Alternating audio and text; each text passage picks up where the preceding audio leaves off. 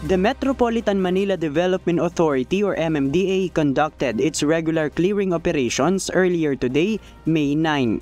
They apprehended motorcycles in Pasay City which are illegally parked at sidewalks. One of the violators said the local government of Pasay City allowed them to park at a certain portion of a sidewalk.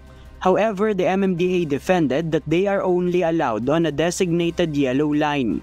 Instead na pampagkaya mo na lang yung ibabayad nito sa diba, sa penalty. Hindi naman pwedeng i-take up ang buong sidewalk. Kawawa naman po mga pedestrian. Saan sila maglalakad? Sinasabi nga po nung isa dyan, dapat consideration. Huwag daw silang tikitan.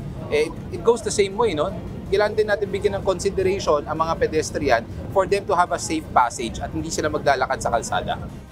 Unattended motorcycles were fined 2,000 pesos while others are impounded. The motorcycles which the MMDA apprehended and impounded were owned by employees of a car dealer. Meanwhile, private vehicles and jeepney drivers were also apprehended along Libertad. According to a jeepney driver, the clearing operations team caught him waiting for passenger beside the road which the apprehending officers consider as illegal parking. Naman po namin na bawal. Siyempre po, kumukuha po kami ng pasahero dahil sa hirap po ng biyahe, wala kami makuha ng pasahero. Kaya nagawa po namin ng ganito na pumila po dito.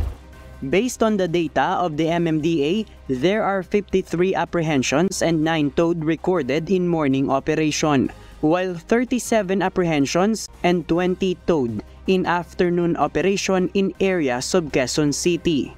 JP Nunez, UNTV, News and Rescue.